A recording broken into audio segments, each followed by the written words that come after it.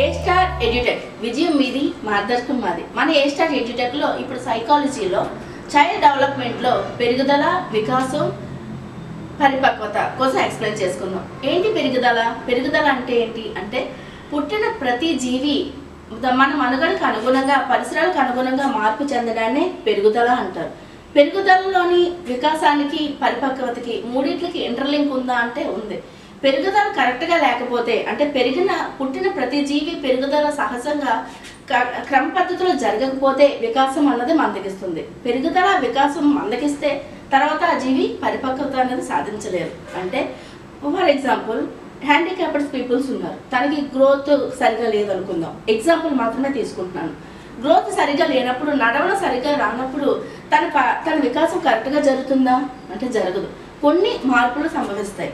అలాగే గ్రోత్ సరిగా లేదు, వికాసం సరిగా లేదు, మరి మెచ్యూరిటీ ఉంటుందా అంటే ఉండదు. అంటే మన శరీరంలో వాటి పెరుగుదల గురించి ముందు ఎక్స్ప్లెయిన్ చేసుకుందాం. పెరుగుదల అంటే మన శరీరంలో కణ విభజన జరగడం వల్ల ఆ కణాల వల్ల ఏమవుతుందంటే అవయవాలు ఏర్పడతాయి. ఆ అవయవాల పెరుగుదల సరిగా లేనప్పుడు, అవయవాల డెవలప్మెంట్ లేనప్పుడు వికాసం అన్నది మందగిస్తుంది. వికాసం మందగిస్తున్నప్పుడు మెచ్యూరిటీ కూడా తగ్గిపోతుంది. ఇప్పుడు పెరుగుదల, గ్రోత్ కోసం మనం చూసుకుంటే గ్రోత్లోని ఒక పుట్టిన జీవి ఏం చేస్తాడు, చిన్న వయసులో ఉన్న జీవి అందరి మీద ఆధారపడతారు కదా. అంటే పుట్టిన వెంటనే పరిగెత్తుకుని వెళ్ళిపోయి భోజనం చేయడం అన్నది రాదు కదండి. అంటే పుట్టిన జీవి ఏం చేస్తారు, తల్లితో ఆధారపడి ఉంటాడు. తర్వాత ఏం చేస్తారు, పరిసరాలకు అనుగుణంగా వయోజనులుగా అయ్యేసరికి ఏం చేస్తారు, కొంచెం ఏజ్ డెవలప్ అయ్యేసరికి ఏం చేస్తారు, మన అవసరాలు మనమే నీడ్స్ తీర్చుకునేలాగా మారిపోతారు. దీన్నే పెరుగుదల అంటారు. మరి వికాసం అంటే ఏంటి?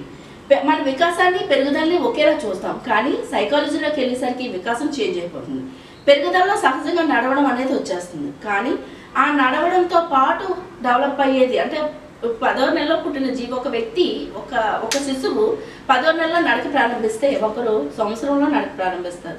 అలా పెరుగుదల లేదు అనుకోకూడదు. అంటే కొంచెం స్లో అయ్యింది. అక్కడ పరిసరాలు ప్రభావితం చేస్తాయి. నెక్స్ట్ అనువంశికత ప్రభావితం చేస్తుంది.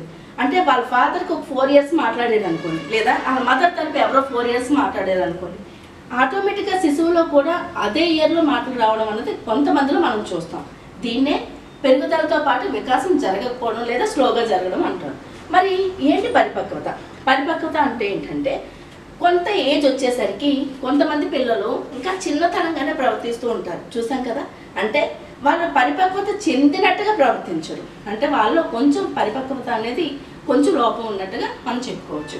ఇప్పుడు పెరుగుదలలో ఏమేమి ఉన్నాయి, వికాస సూత్రాలు ఏంటి, వికాస సూత్రాలు ఎన్ని అన్నది చూద్దాం. వికాసం అనేది అవిచ్ఛిన్నంగా సాగుతుంది. అంటే వికాసం అనేది ఒక స్టేజ్లో ఆగిపోదు, కంటిన్యూ జరుగుతుంది.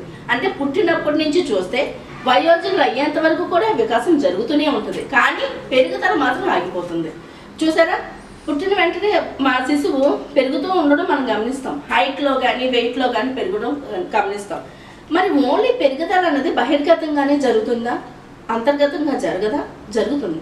అంటే మన హార్ట్ అండ్ బ్రెయిన్ ఇవి కూడా పెరుగుదలలో జరుగుతూ ఉంటాయి, కానీ మనకు కనిపించేది ఏమంటాం, బహిర్గత పెరుగుదల. కనిపించిన పెరుగుదల ఏమంటాం, అంతర్గత పెరుగుదల కదా.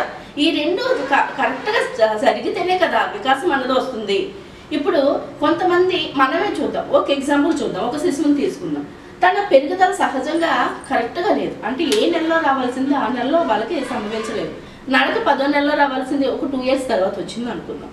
సో నార్మల్గా వచ్చిన శిశువుకి, లేట్గా డెవలప్ అయిన శిశువుకి వేరియేషన్ ఉంటుందా? ఖచ్చితంగా ఉంటుంది. ఎందుకని వాళ్ళలో కాంప్లికేటెడ్ ఇష్యూస్ పెరిగిపోతూ ఉంటాయి కదా. దానివల్ల ఏం చేస్తారు, వాళ్ళకే అంతర్గతంగా భావన అనేది ఏర్పడుతుంది. సో ఇది నెక్స్ట్ టాపిక్లో మనం చెప్పుకుందాం.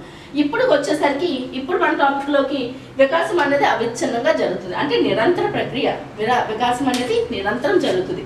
నెక్స్ట్ కానీ పెరుగుదల మాత్రం జరగదు, ఇది గుర్తుపెట్టుకోవాలి. నెక్స్ట్ ఇంకో విషయం, వికాసం ఖచ్చితమైన నమూనాను అనుసరిస్తుంది. అవును, ఫస్ట్ ఏం చేసి శిశువు నడవడం స్టార్ట్ చేస్తారు, లేదు ఫస్ట్ మెడ నిలబడింది అనుకోండి, తర్వాత దానివల్ల పాకడం స్టార్ట్ చేస్తారు. పాకిన తర్వాత కాసేపు నిలబడడం, ఏదో కానికి పట్టుకొని నిలబడడం స్టార్ట్ చేస్తాడు, తర్వాత నడక స్టార్ట్ చేస్తారు కదా. అంటే ఒక క్రమ పద్ధతిలో జరుగుతుంది. ముందు 3వ నెలల శిశువు, 4వ నెలల శిశువు మెడ నిలబడడం జరుగుతుంది. ఫస్ట్ పుట్టిన వెంటనే మెడ నిలబడడం జరగదు, ఊగిపోతూ ఉంటుంది కదా. నెక్స్ట్ ఏమవుతుంది, మెడ నిలబడడం జరుగుతుంది. ఆ తర్వాత పాకడం చూస్తాం, బొమ్మలాగా తిరగబడడం, తర్వాత పాకడం, తర్వాత నడవడం. ఇలా పెరుగుదల అనేది ఎలా వికాసం అనేది ఎలా జరుగుతుందండి, ఖచ్చితమైన నమూనాను అవలంబిస్తుంది. నెక్స్ట్ వచ్చేసరికి నెక్స్ట్ టాపిక్ ఏంటి మంది, పెరుగుదల వికాసం అన్ని దశల్లో ఒకే విధంగా సాగదు. ఏంటంటే పెరుగుదల వికాసం అన్ని దశల్లో ఒకేలా సాగు. అంటే ఒక్కొక్క దశలో స్పీడ్గా ఉన్నప్పటికీ ఒక్కొక్క దశలో స్లోగా ఉండడం మనం గమనించవచ్చు. నెక్స్ట్ వికాసంలో వైయక్తిక భేదాలు ఉంటాయి.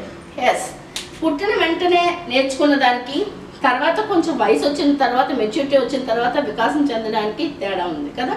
కనుక వికాసం అనేది ఏమవుతుంది, వైయక్తిక భేదాలు అనేవి ఉంటాయి. ఫర్ ఎగ్జాంపుల్ ఒక 4th క్లాస్ స్టూడెంట్ని తీసుకొని 6 టేబుల్స్ చెప్పమంటే కొంచెం కష్టపడతాడు. అదే 10th క్లాస్ స్టూడెంట్ని తీసుకొని 6 టేబుల్ రాయమంటే ఈజీగా రాస్తాడు. ఎందుకని, ప్లస్ చేసుకోవడం అడిగి చాలా ఆటోమేటిక్గా వచ్చేస్తూ ఉంటుంది కదా. అంటే వైయక్తికంగా అంటే వయసు పెరిగే కొలిది వాళ్ళ ఆలోచన శక్తి కూడా మారిపోతుంది, అంటే డెవలప్ అవుతుంది. సో ఇప్పుడు ఏం చెప్పుకున్నాం మనం, వికాసం అనేది వైయక్తిక భేదాలు ఉంటాయి. వికాసంలో కరెక్ట్గా వైయక్తిక భేదాలు అన్నవి ఉంటాయి. నెక్స్ట్ వచ్చేసరికి వికాసం ఖచ్చితమైన దశగా జరుగుతుంది. అంటే ఒకే దశలో ఖచ్చితంగా జరుగుతుంది. వికాసం అనేది ఖచ్చితమైన దశలో జరుగుతుంది. ఓకే ఫ్రెండ్స్, ఇక్కడితో అయితే ఈ టాపిక్ క్లోజ్ చేసుకుందాం. ఈ వీడియో డిస్క్రిప్షన్లో దీని తాలూకు నోట్స్, దీని నుంచి ఏ విధంగా బిట్స్ అడుగుతాడు అవన్నీ కూడా మీకు ప్రొవైడ్ చేస్తాను. నెక్స్ట్ క్లాస్లో అయితే కలుద్దాం. Bye bye.